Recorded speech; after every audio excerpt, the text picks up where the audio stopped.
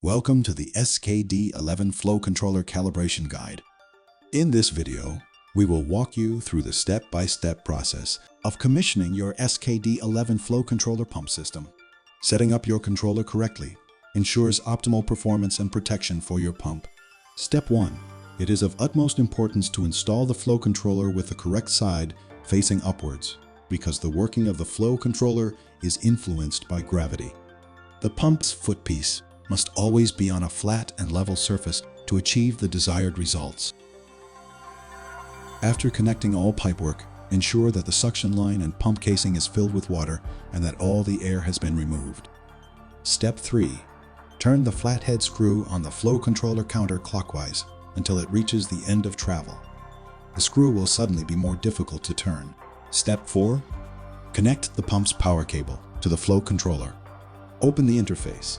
Insert the cable through the bottom compression gland and ensure proper terminal connections. Link the power cable to the controller, connecting it to a 240-volt single-phase socket. This step requires the expertise of a qualified professional. Step 5. Connect the power cable from the flow controller to a socket outlet with appropriate protection. Switch the socket outlet to the on position. The controller's power and on lights will illuminate and the pump will start running. Step 6. Open a tap to allow all remaining air in the system to escape. Close the tap and wait for the pump to switch off.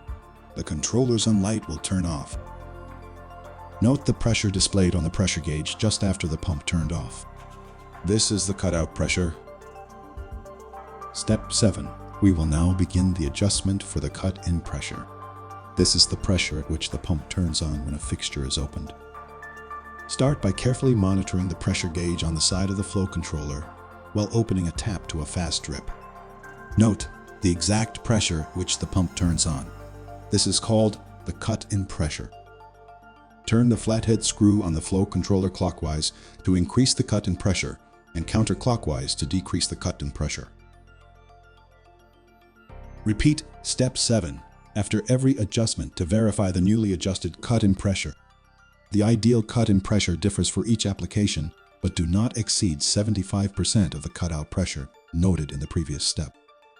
Please ensure that there is no debris in the suction pipeline or the pump. Any debris lodged in the flow controller will cause it to function erratically. If the water supply reservoir is empty, the pump will turn off and the power and failure lights will be illuminated. In order to restore the water pressure, the reservoir needs to be filled and all air needs to be removed from the suction pipe and pump casing. Press the reset button on the flow controller to start the pump. The controller is now set to deliver optimal performance and accurate control over your pump. Thank you for watching our SKD11 Flow Controller Setup Guide. If you have any questions or require further assistance, please leave them in the comments below.